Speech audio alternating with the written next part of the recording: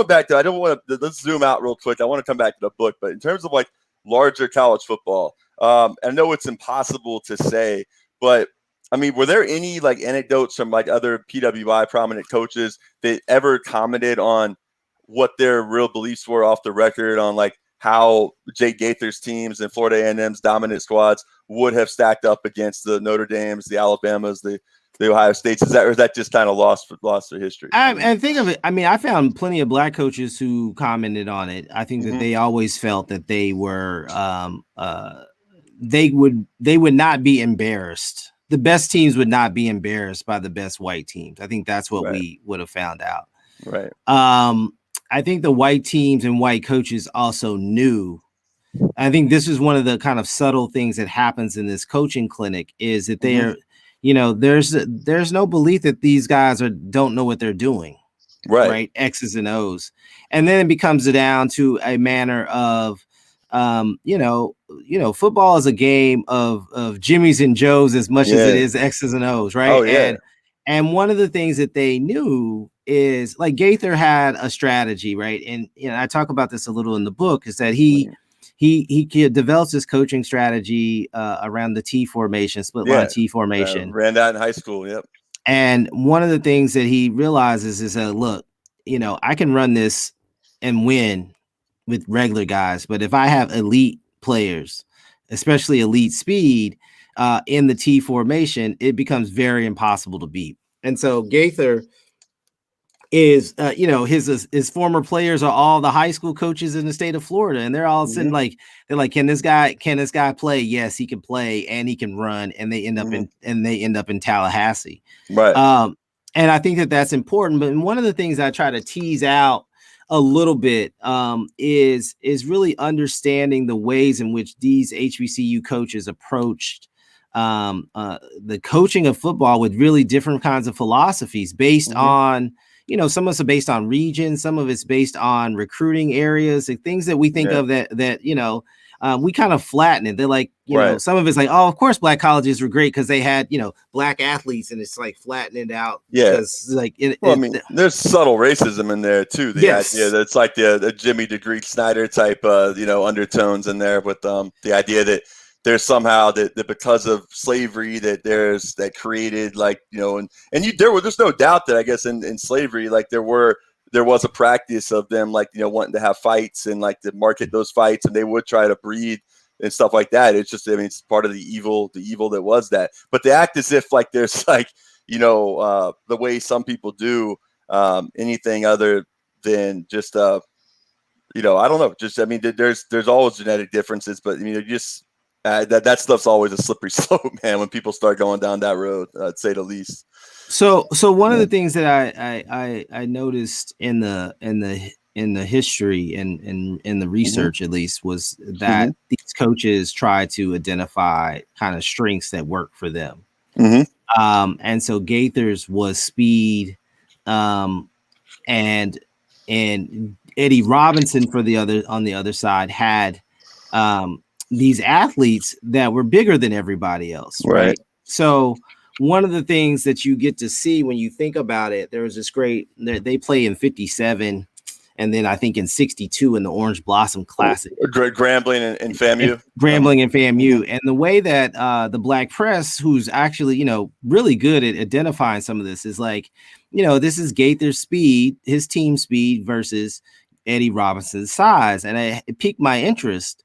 Yeah, because they really identified like these fundamental differences in the way the two teams were constructed. Right. And so Eddie Robinson had at some point had figured out that like in Louisiana, he could in Mississippi find guys who are apparently 6'5" and 270 pounds in the 1950s. Oh yeah. Those are contemporary, and Buck Buchanan, who was the first round pick in 1962, I think, for the AFL, was 6'3", 275 pounds, and retired at 290 pounds and is in the NFL Hall of Fame.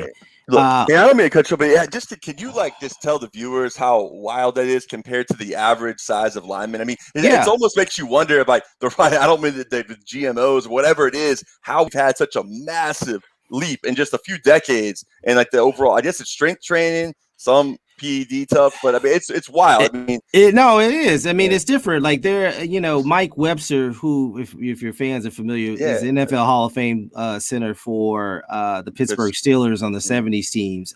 When he played at Purdue, I believe he played at Purdue. When he played in college, he was about 225 pounds. As a center. As a center. He played his entire NFL career at about 250 pounds at the most. And Buck Buchanan came out of Grambling at 275 pounds. Wow, yeah. Ernie Ladd, who was a wrestler and sometimes offensive tackle, was 6'7", 295 pounds. Wow. It's like one of the first three. And so one of the things that I saw is that they were talking about Eddie Robinson's teams. Eddie Robinson at one point had, everybody on their offense and defensive line weigh almost 270 pounds, which was unheard of in the early 1960s. Wow. And then Gaither would counter against a team like Grambling by saying that everybody in his backfield, you understand, a split T back. So he has four backs, the quarterback and three backs. He's like, everybody in my backfield is about 2 steps slower than the world record in the 100-yard dash. And that was the expectation, right? FAMU, these guys would go from football to track. Yeah. And they were the number one 4x100 relay team in the country at that time, right? And so Bob Hayes, Jacksonville's own Bob Hayes, is an interesting story, because one of the things that frustrates me when I hear them talk about his time with the Cowboys, he's the first track guy to really be successful. And I always say that he wasn't a track guy. He was a football guy who figured out that he was faster than everybody else, and they made him a track guy. Yeah. And he was a part-time player at Florida A&M, right? He was a guy who was, because he was so explosive, that he would touch the ball, a dozen times and have 6 touchdowns, right? But it was not like he was not the bell cow for their offense in many ways, any of the times he was there. And so, he makes a jump to the NFL, and he is a star, but he was also a football guy as opposed to a track guy. But the other guys that in that backfield were all really good. Bob Paramore played in the CFL for almost a decade, and was a multi, kind of led the league in rushing a couple of years. And so they had some really high, some really great talent. John Merritt. Okay. John Merritt, who was the coach at both Jackson State and then later at Tennessee State. John Merritt had a much more pro style offense, had figured out that, these passing quarterbacks are, he could find them and really develop them. So he had Eldridge Dickey. He had Joe Gillum, who played for the Pittsburgh Steelers. Yeah. And, they had a really strong passing offense. Billy Nix at Prairie View had a strong passing offense. So I think that one of the things that we did, that I wanted to do and give at least a little inkling to, was to really pay attention the way that we give, Bear Bryant the kind of genius credit, or the way we give, Sid Gilman, who was an innovator in professional and college football about passing, that we give some of these Black coaches the same kind of credit, because part of one of the things that we see, and I think this carries even to today, is that Black coaches are often tapped with a stigma that they are not sophisticated coaches, but they are recruiters, right? And I think that the way that we have always talked about historically Black colleges is rooted in that same kind of stereotype that basically all Gaither was a recruiter, and he wasn't really coaching these guys up. No, and so I think that there's something to be said about thinking about the way they approached the game, how they learned it, and the kinds of strategies they did in trying to develop, roster management. Right. No. No, a couple things. I mean, that's interesting, because the idea now, it's sort of like, to come full circle, because you look at Nick Saban's Alabama teams and the way that he actually recruits on the notion of, you're not going to get run into the ground now. We're going to rotate you, we're going to keep you fresh. Whereas that would have been something guys never wanted to hear a few years ago. But now, there is for so much talk about guys going broke, right, and not managing their money. I really think that this new generation, the last 5-6 years, it's there's a lot more connectivity. That people talk about the negatives of social media, but some of the positives are that people know each other in different parts of the country that just wanted to connect it before. And I think that that whole dynamic has made players a lot smarter about how they take care of their bodies, the way they think about things. They've seen those documentaries, they've seen the cautionary tales. And I think that a lot of the stereotypes with the dumb jock, I think a lot of people just don't have any idea the level of complexity to really be able to like play, especially the quarterback position. But you have to be able to think so quickly. And like the things that make someone like Brady or these elite players just a little, it's just a slight, whatever it is, there's something elite quarterbacks or like just play. It's like that ability to just quickly, analyze everything you see and then just make that quick decision. Because there's so many good players that have the talent, and you see it's hardly just Brady. It's just mentioned him, just 7 Super Bowls. But it's you look at the wing T though, they go back to Gaither, and it's like it's the perfect offense to offset what you described, Eddie Robinson, because to have a big, huge built up, guys that are much bigger to neutralize the size disadvantage. Yeah, you have like 3 backs that you can like have coming, creates misdirection. A lot of people now think of it as this antiquated backwards offense, that doesn't feel only got one like main receiver, tight end, but you're able to have a B back, you got a full back, you got, the wing back, and you got guys coming from different ways. So you can't play tendencies. If you actually keep them off balance, you can neutralize that size advantage really quickly just by getting some quick blocks. So one thing though I did want to kind of pivot to is like as we're getting into actually never mind. Go back to 1949 actually, and I noticed that in 49 there was the I'm trying to move through the book at the right where I have it marked right, but it's like in 49 the state legislature was they expanded in Florida racetrack racing. And can you maybe talk about like the importance of like racetrack dog racing, especially in Florida? I know how like the fact that even have that still going on now is only a byproduct of lobbyists, because in how the money got broken down and how that maybe led to them having the funds to build Bragg Stadium but still the inequities that were built in that with terms of money going to UF and FSU, which now had a co-ed population for the first time. And So, coming out of the progressive era, right, ahead of World War, ahead of the Great Depression, there was a whole movement against vice, right? So this is how we get temperance movement, but gambling is one of these sports as well. And so the state of Florida, it had always had this kind of complicated relationship with horse racing because of the elites who moved to Palm Beach in particular. I'm sorry, I said dog racing. I mean, sorry. Horse racing. We're talking, but they moved to Palm Beach, and they wanted to attend the Hialeah track, which was one of the premier racetracks in the country at the time in the 1920s when it was opened. And so one of the things that Florida tries to do is try to come up with these really creative strategies to allow for gambling to exist. And it's this kind of detente happening until the Great Depression. And then the state legislature sees horse racing as a way to alleviate the economic crisis that they're facing because of the Great Depression. And so they allow for these horse races to exist so long as they donate various gates, like basically a tax back to the state that will go into each county kind of equally, right? And so this is the way that they work it out. Eventually, they create what is known as a special day of racing that supports the state colleges. And eventually, this single day of racing is almost exclusively used for athletics and most exclusively for football. So it's like the football fun day by the early 1940s. By the mid 1940s, it's known as the football fun day at the track.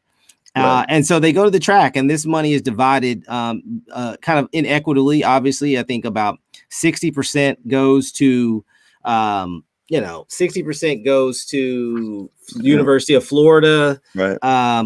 Florida State probably getting started too. Florida State, which went co-ed in 1947. Right.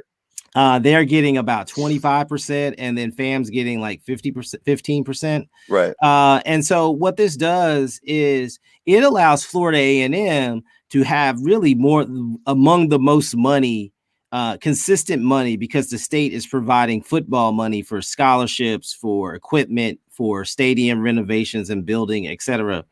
That allows for Florida A&M to be in a very different kind of class amongst its HBCU peers. But as I talk about in the book, is that one of the things that football fund does is that it also creates these permanent inequities that will not allow for Florida A&M to be able to compete, at least materially compete, with Florida State in particular, but also the University of Florida once integration happens in the mid 1960s.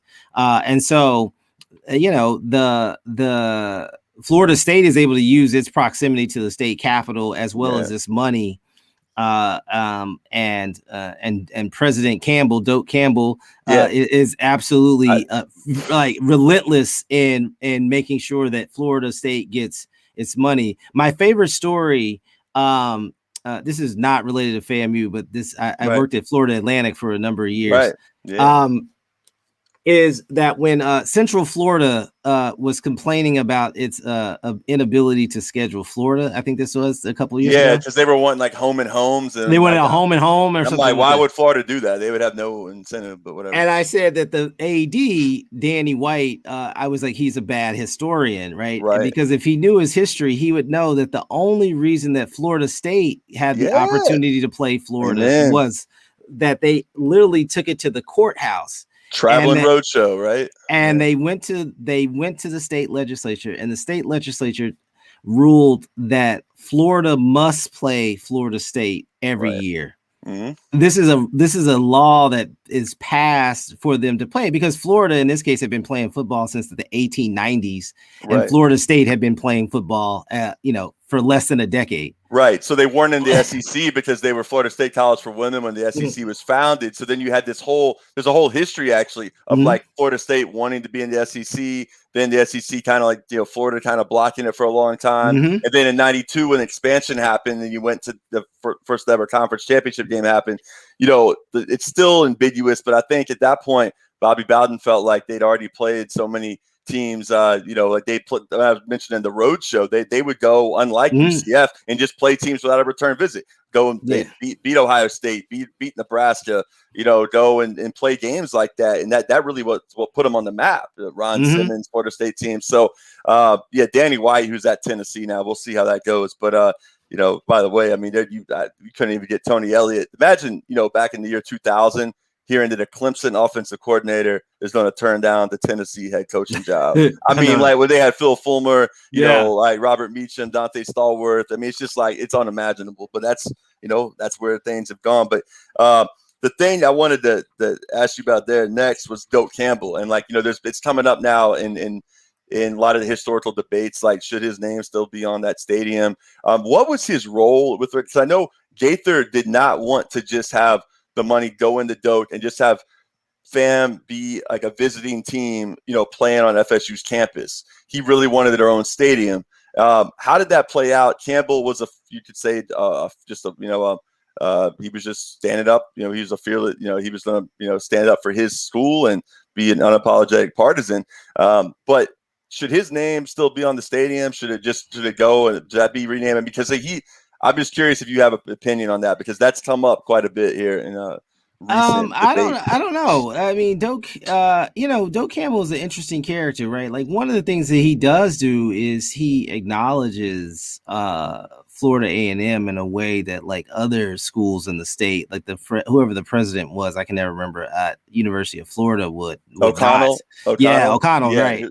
Art segregationist. Right, exactly. Campbell, and so Doak was really he was a booster for that institution, right? He was the one. I mean, his name probably should be on all the buildings if you want to be perfectly honest, right? Like he is the person who aggressively lobbied the state, raised money to make the transition from a women's college to a co-ed college, right? And so he invests a lot. And so that investment in terms of sports came at the expense of Florida A&M, right? Its desire for a stadium. And both, and, you know, I think part of it is that, you know, there was a push from some legislatures, especially from the other parts of the state, who were like, why are we building, you know, why are we funding 2 stadiums in Tallahassee, right? Like, why are we funding, you know, this stadium for the Florida State when literally, you know, and it's hard until you know unless you know the geography of Tallahassee, like the stadiums are like a mile and a half apart, right? Like they're not even like they're not 10 miles apart or 5 miles apart. They're like 3 miles at most. I mean, yeah, not even. I mean, right. really. I mean, I'd say 2, maybe those 2.5 for stretching it. But. So yeah, so I think that, you know, they were like, y'all could share, and neither party wanted to share, right? Black folks didn't want to share because they felt uncomfortable heading up on Florida State's campus, and then Florida State didn't want Black folks on their campus, right? And so I think there's this. I never saw this article. When is this from? So this was last summer. So like, I kind of wanted to pull this up. This was published in For the Win, part of the USA Today network. But former Florida State players call for Doak Campbell Stadium to be renamed. And like part of it you mentioned, it's like if we're really going to play the game of like, you know, renaming everything, it got to the point where they're talking about like pulling down, you know, Lincoln and U.S. Grant. I mean, we're just talking that we'll just have to number everything and have nothing named after these people from anywhere, you know, like 50 years or more before, unless it's, I guess, John Brown or a handful of other people that were racially progressive. But you look at all right, so this is in the context of the University of Florida also having the Gator bait chant taken away.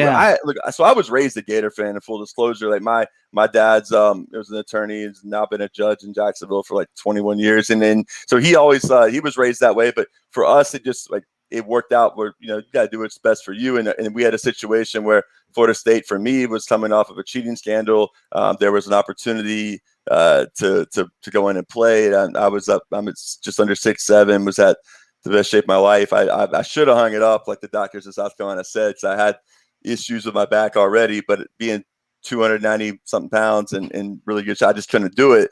So you know, my friend Big Game James Coleman, who was a starting fullback at Florida State, blocked for guys like Greg Jones, Leon Washington, Lorenzo Booker. We have him on the show a lot. We've talked about this, and he's still figuring out how he feels. But so you have that issue, but also the Gator bait thing would be like dun dun dun dun dun dun Gator bait. Now Lawrence Wright, 96, like the year Florida won the national title with Steve Spurrier, he really kind of coined that. He was kind of mad because in his mind, like, he doesn't know about the history of this, but there's that whole history of like, you know, Black infants and children like being used as bait for like gator hunting.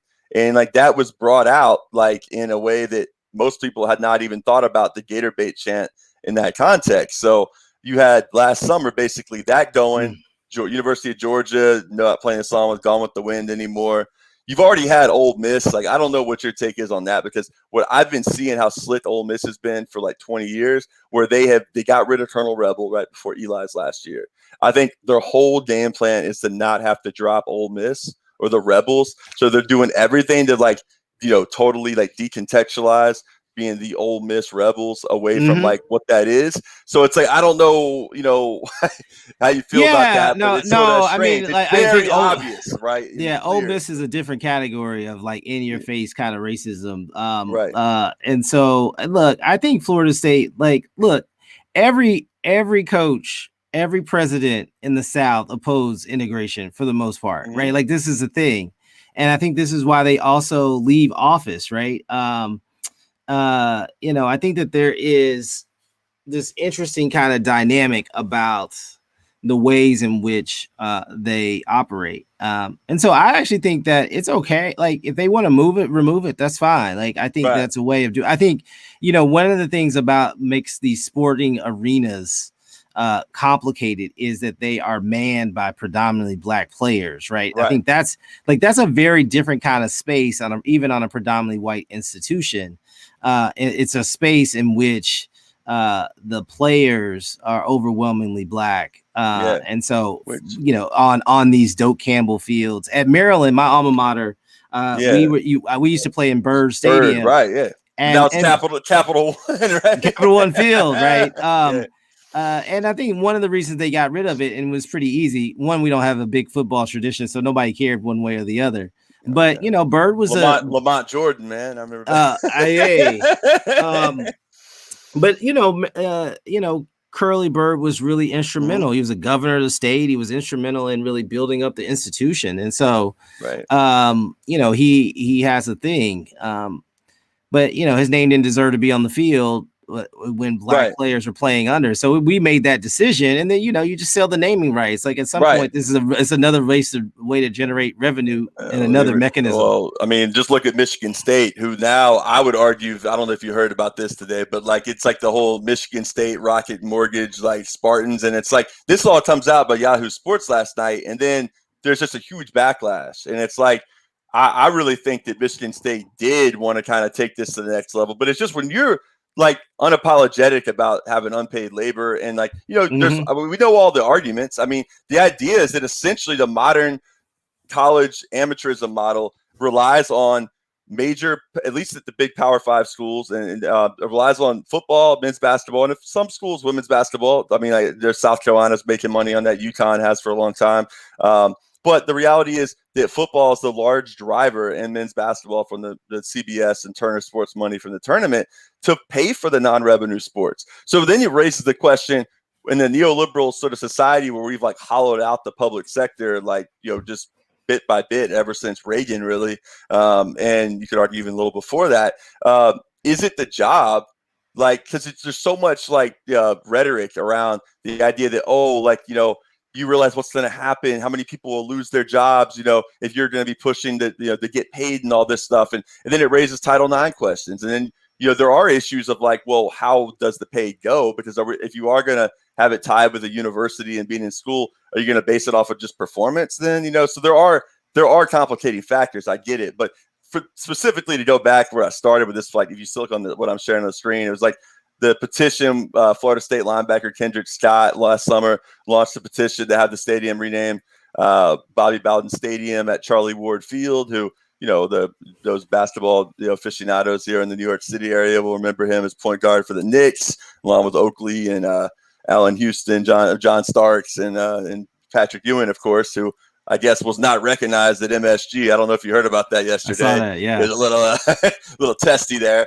But I think it speaks also to just like players losing their fear too of like, and what this has done, this last COVID season did was make them, it stripped bare all the big man on campus stuff, right? There's no more like, you know, the parties, you're sequestered, you're literally there performing like an essential task. Like, so then I think that the level of consciousness that sort of like was injected in a short period of time in 2020, we're going to see some play itself out in a long period of time, because you got guys like Justin Jackson with the LA Chargers sitting here running like a progressive leftist, like, you know, YouTube channel thing. That would just be like unheard of back in the day, you know, and, but, you know, it would be different probably if he was a starting quarterback of it, like Colin Kaepernick sitting there talking with, you know, Marxist type, you know, political positions, but he's, you know, he's not, so it works. But then you also had former fullback Freddie Stevenson, a teammate of my brother's, who, my brother was a senior on the national championship team in 2013. That was his last game. And but they were just looking back at Doak Campbell, and there's, you know, a history just like you would expect of, he was a segregationist. So of course he would want FAM, I guess some people would say, to be successful and all, because okay, they have their spot, it doesn't interfere with ours. That fits within, because at the lot there's people think of like racism. There's like the individual like hatred. There's like the kind of crude, crass, like Mississippi burning, the Neshoba County, Mississippi, like Klansmen. But then you have the more ruling class, like oligarch type people of the South that have like, they're much more smooth and, you know, like where they would characterize themselves being genteel or whatever. And their goal is to preserve the system. So it's like they don't have like the racial animus on a personal level. It's just they just sort of, you know, it's just matter of factly, and it's BS. I mean, like it's not. It's like they're not. Their way they're understanding that is totally like a fallacy and based on all sorts of BS notions that are racist. But it's like they're not. They don't see a contradiction in that, I guess is what I'm saying, which is like wild to some people today. But it's like to them, preserving the system is like, so they're to them like, oh, why would he have wanted to help out? How could he have helped out Jay Gaither but still be a racist? I still think that there's complicated factors, right? Like I think, you know, George Wallace stood in the schoolhouse door and publicly announced that they were never gonna get in, right? Like I think there are levels, right? You know, and I think that the folks at Florida State should have this on an honest conversation about, you know, what they think Campbell's legacy regarding integration and desegregation should be, right? Like, I think it's okay to investigate that. Yeah. So long as they don't do what Texas did, which is like they already knew what the conclusion was going to be, right, and then they worked towards it. Right.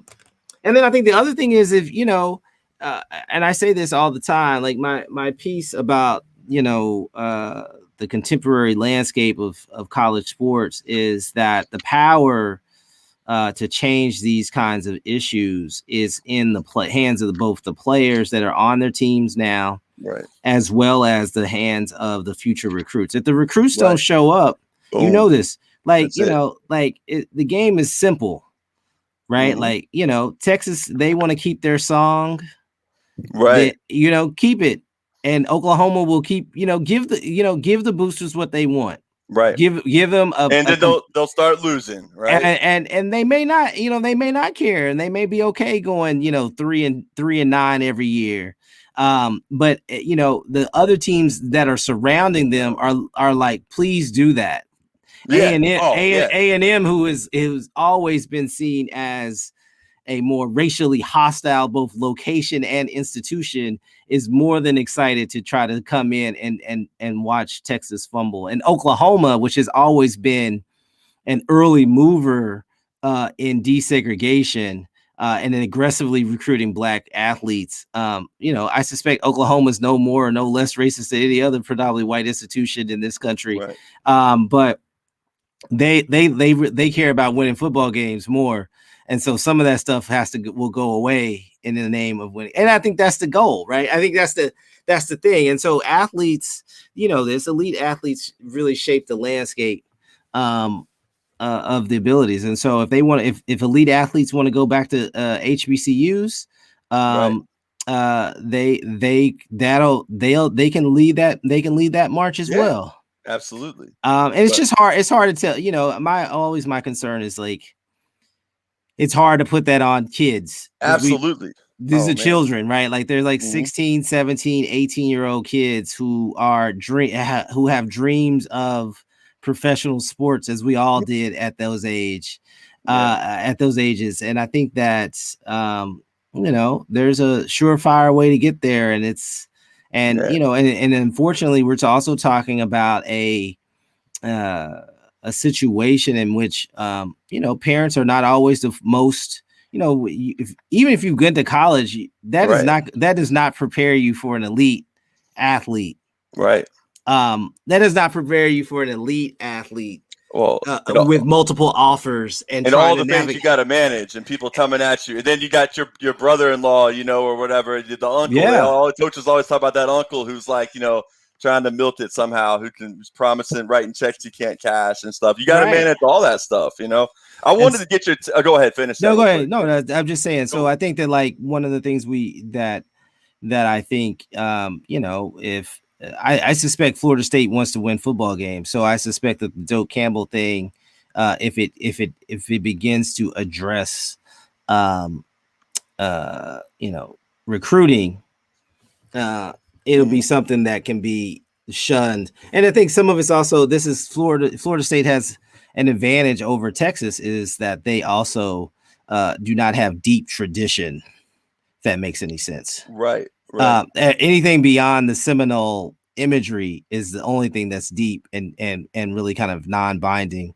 My friend and colleague Andrew Frank is the Seminole history professor at Florida State. And so I know I'm intimately aware of the ways in which that's the third rail there, man. The way that they've come. I mean, look, the Seminole, like the Florida Seminole Indians have given their blessings. Yes, Chief Billy, right? So that you do have a hierarchy there, you know, and there's people at the Seminoles out in Oklahoma, you know, that have a different point of view. So to be fair, but you know, that's something that I'll be honest, like all the contradictions. I mean, I even saw it back in Jacksonville when, you know, Forest High School, Nathan Bedford Forest High School was being changed. And you talk to like just Black guys I grew up with, and some of them like, you know, like, man, all these white dudes like racist and stuff in the past. Like, I don't want my school not to exist. I'm like, yeah, but there's a difference though, man. Like, it's like, I mean, there's a difference when you talk about Fort Pillow and all that kind of stuff. But for some people, it's just like, I went to Lehigh, like in Jacksonville. They're not thinking about, they've taken and developed a new meaning for that word in their mind. So it's like some people can't understand that and think it's just like, well, we've let these cities and these counties name these schools in this way, and the whole history's developed, right? Like, and so, like, at some point, like, name changes shouldn't be that. It's not going to be that hard. Yeah, it shouldn't. But it also shouldn't be. I support them, but I support also just backing what the people are trying to do on the ground. People that whatever. That's like the whole stuff about cancel culture. Well, people that complain about that, like, it's also people's First Amendment rights to express like opposition, and no one has the First Amendment a right to a platform to speak at a university, a right to like certain, like, you have a right to free speech, but you have to, like, there's been a history of how many academics with left perspectives, people that support Palestinian rights, that have been not allowed to speak on campuses, that the same people yelling cancel culture now had no problem with that. So there's a lot of hypocrisy with regards to all that kind of stuff. But I did want to bring up Tommy Tuberville, who's now the ultra far right, like Alabama senator. And this guy's, what's wild about this, it goes back to what we were just talking about with Ole Miss. See, he became the Ole Miss head coach in I believe it was 95. All right. And he came in there, and immediately the big tradition at Ole Miss was like, waving the Confederate battle flags at the game. I mean, it was like, that's why I find how creative they are in trying to kind of divorce themselves from that. Almost like it's like the hustle's like, respect the land shark thing they brought in there, whatever. But it was all straight up. He basically said, we don't want the flag coming in. They banned the flag sticks. But it was like clearly some of the stuff Tuberville said later that has nothing to do with any objections he had about the Confederate battle flag whatsoever. Jeff Sessions actually tried to throw that at him when they were running, as if like that was a weakness, a conservative weakness or something in the Alabama Senate race. But yeah, he made that move, and it was purely opportunistic because Ole Miss was getting hammered in recruiting, and they couldn't shake the legacy of being the last SEC school to integrate. And Jackie Sherrill, Mississippi State, and everybody else in the conference would just let them know straight up right off the bat, like, hey, look at the Ole Miss fans here tailgating in the Grove. You want to go play there, right? So, that stuff works. And with the Texas stuff now, I mean, I don't know. I don't want to, it's probably too much time, but there's a video of just Texas A&M when they were promoting their new stadium renovations. And it's the most like literally the most you mentioned FDR's like, what was it? The defense of democracy. We got to be, what is it again? The phrase, the movie they came up with about built industry and we got to be an arsenal of democracy, right? Arsenal for democracy. So like this, it's just there. I kind of got a few things tied up there, but yeah, I mean, it's really wild. It ultimately comes down to with Texas A&M, like when you look at that kind of situation, Michael Bennett writes about it like very, astutely, and like, and the way the fans are, it's like a militaristic, like route Nuremberg. I hate to say inject, but like it's really wild, the Texas A&M, the way they talk about it, the way you look at the context of what happened last year, and the way that they talk about the stadium, and really the marriage of nationalism in college football, and the fact with the unpaid labor aspect of it is, and the decadence on display there is wild. But I also, man, just wanted to really get your take on what you think. The Deion Sanders situation in Jackson State. I mean, it's kind of wild that they are playing their season right now. A lot of people don't know. I know the MEAC canceled their season, but you got HBCU football going on in mass right now. People aren't really thinking about that. And what do you think about the Deion Sanders being at Jackson State? Is that going to be something that could move the needle at all, or is it just something that's just like a kind of a cool media story and probably won't be much? I mean, it just depends on if they win, right? Like, I think this season that they're playing in the spring is, obviously truncated, and it doesn't have the same kind of emotional, I think, reverence, just because it's just out of season. They beat Grambling last week for the first time in like 9 years. That's a huge victory for Jackson State. And so it's clearly he's got an infusion of talent in the program. Mm-hmm. It will be interesting to see how they manage when the full roster opens up. And in the fall. And I say this because I wrote on Florida A&M. And so, Florida A&M and Bethune-Cookman are coming to the SWAC.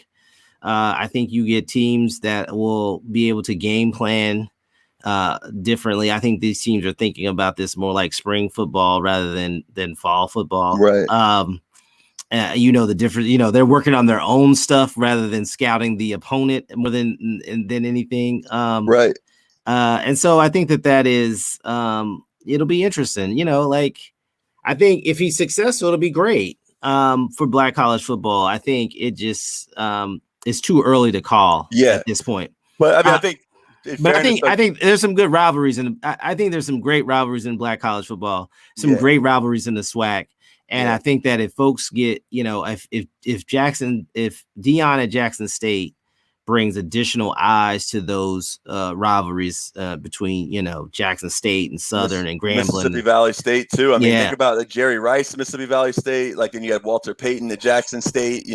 Jimmy Smith, was a hero of mine being a kid in Jacksonville, most underrated receiver in NFL history, in my opinion. But a couple things, just like the Gaither in terms of the civil rights movement. Like, I was like kind of remiss and kind of like skipping over this. Like, we got so much setting it up, and then I started off like more contemporaneously.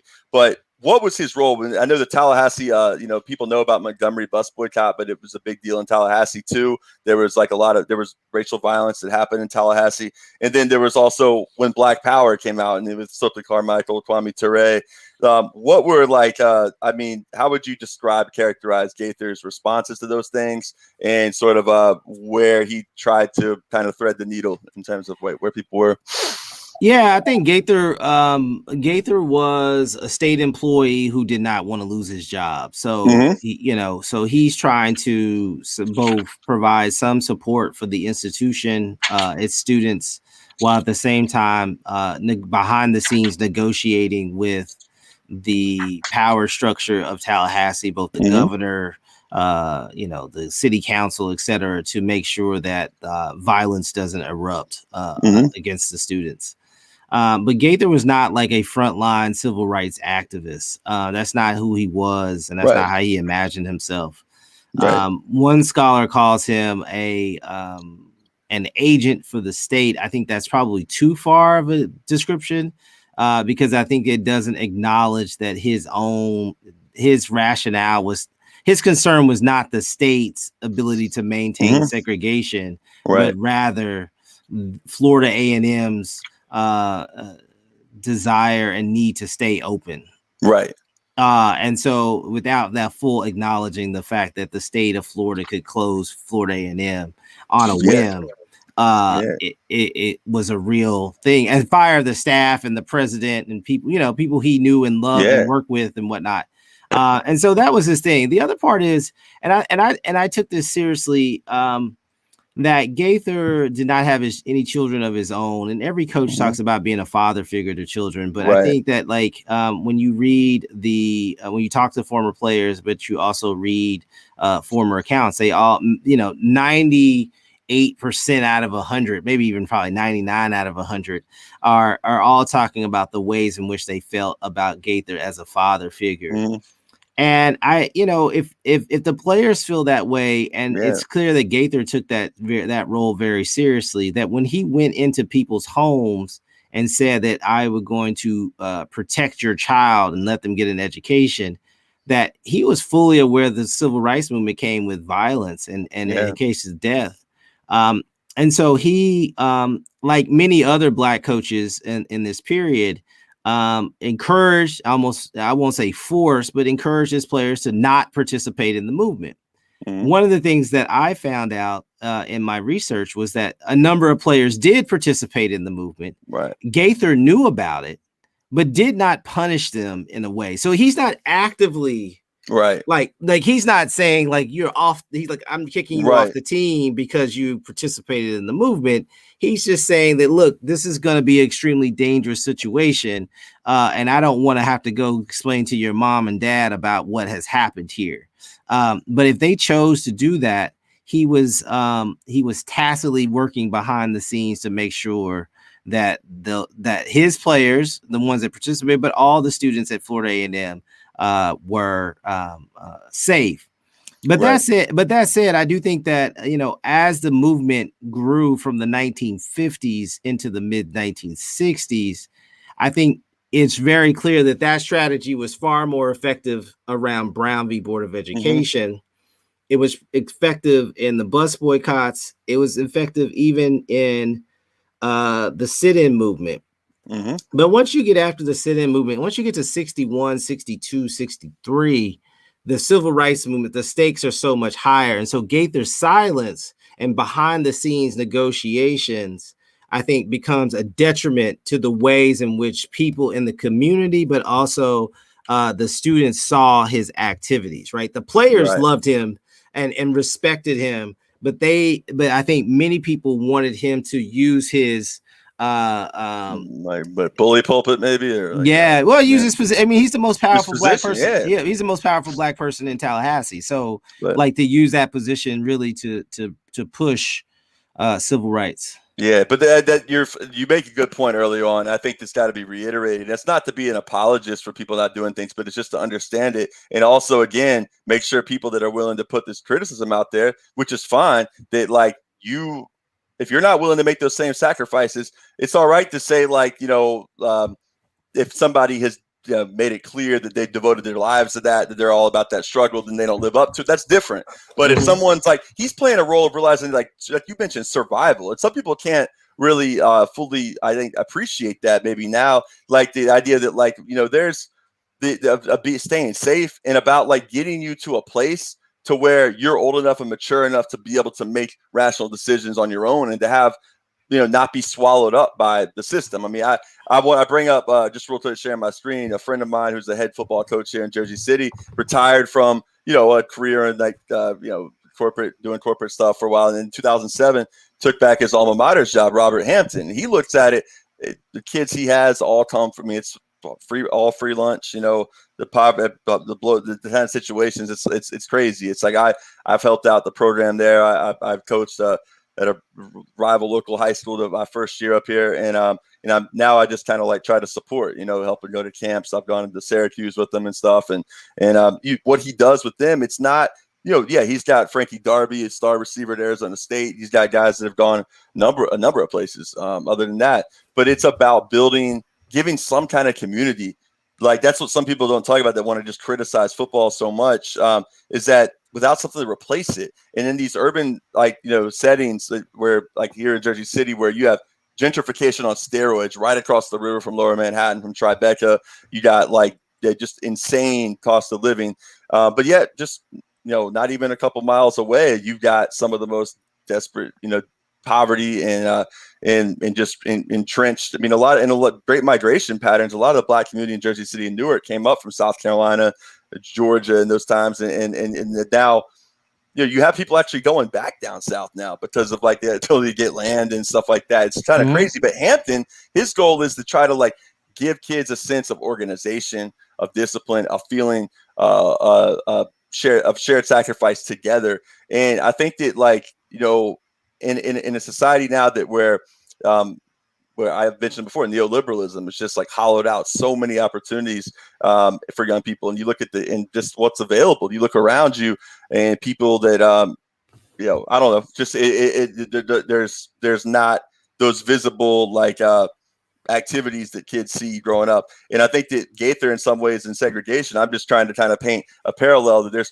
a lot of coaches like Coach Hamp, and that exist now that do the same thing and recognize they're not just sitting here trying to push to be like, hey, I'm going to get everybody to the league and I'm going to sign this many guys D1. That's great, right? We want to do that, but it's about developing young people, and it's about giving people a sense of and it doesn't have to be football, but it's if that's there and and it gives people a chance to maybe get out of the hood they grew up in, get to somewhere else, maybe put it in context, maybe better, and then maybe they can come back and make transformative change. You see that with a former player of his, Robert Butler, who played at Utah State, who's back now working with kids. And if he hadn't been able to go away and develop and grow on his own, like, who knows, man? It's like, so I think people need to recognize that there's some, real world realities that kind of like can and these contradictions in this life are no small thing, I mean, but I know I don't want to hold your time up too much. I did want to ask you real quick about Willie Gallimore and the role he played at FAMU and elevating them up. I mean, I've talked about Bob Hayes a lot, but also like I wanted to just real quick before this is just quick.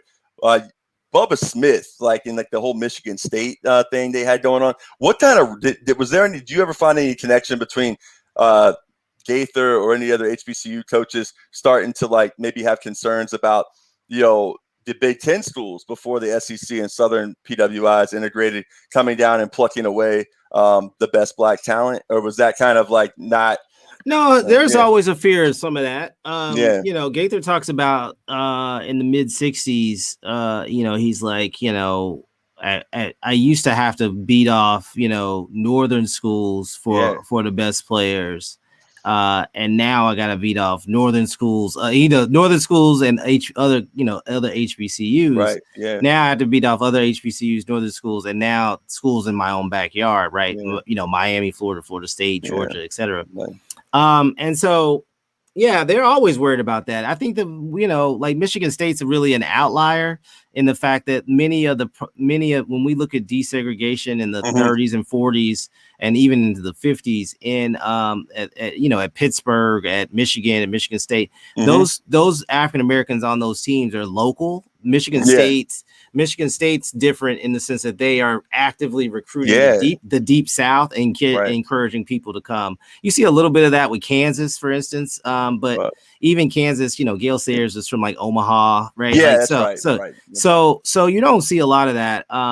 And so Gaither, they do not just Gaither, like all Eddie Robinson has the same kinds of advantage because ain't nobody coming to Louisiana on a regular basis. And especially where Grambling is, that's out in the sticks. That's an advantage Southern has too, being in Baton Rouge. So I think they were worried, but they're not worried until Southern PWIs fully start to announce that they're going to recruit black players, because now they're looking for they're looking for folks from their neighborhoods in the same areas. And so it's a twofold. I talk a lot about this in the book, that the process is twofold. One, it's the colleges are recruiting, but it's also that the high schools that were once segregated are now integrated, and the integrated high schools often meant that the black coaches that had graduated from Florida A&M are not in a position of power. So you don't have black coaches, you don't have black teachers, principals, etc., who can talk about what the advantages are going to Florida A&M versus a predominantly white institution. So they only, student athletes and students in general are often just, if their parents didn't go to college or they don't know someone, they're only getting, how great Florida State was from these white teachers. Right.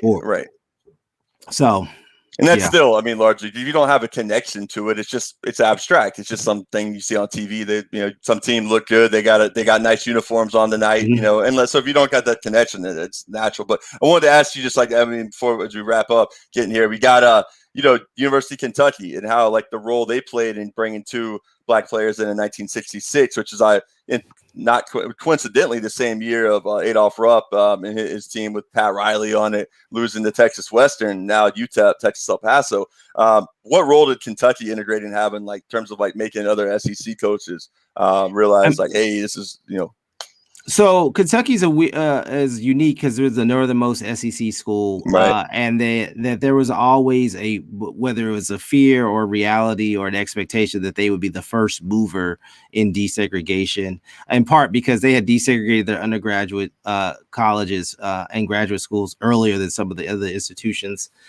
in both in Louisville and Lexington. So there was already, they had desegregated the state tournament in the 50s. Like there was some stuff that had happened earlier. So is that more of an indictment against Adolph Rupp then? I hate to interject, but it's just like when you said that, it made me think, because if they've already been doing that, doesn't that kind of make it less like, because I've always heard Rupp had like, I'm sorry, I just. No. Well, you hit me right there. I spent we in Africana Studies here at UK, we had a set of demands last summer, including taking the name of Rupp off the building of the basketball arena. Mm-hmm. And so I've been answering this question for a whole summer. So the long and short of it is, Rupp is he's different than here's what I'll say. He's different in unique ways. He's the most powerful basketball coach in America. He has a governor and a president who are encouraging him to desegregate. He does, in fact, offer several African-American players, most notably Wes Unseld and Butch Beard and others. They do not attend. So it takes him between 1965, which you really start to see folks really pushing for this idea at the University of Kentucky, to 1969 when he signs Tom Paine. And so that's 4 years, most people like it took 4 years, but 4 years in sports might as well be like a lifetime, right? That's four classes. You've looked at hundreds of players in the 4-year cycle. And so one of my critiques is that he is in a position of power, that he has the opportunity to desegregate his team. And he's unwilling to change his approach to really support the potential player that would be there, right? Right. And that requires a kind of institutionalized effort, right? In terms of like logistics, like where are they going to room, and who's going to be their roommate, and where are they going to stay on campus, and all these things have to be asked and answered.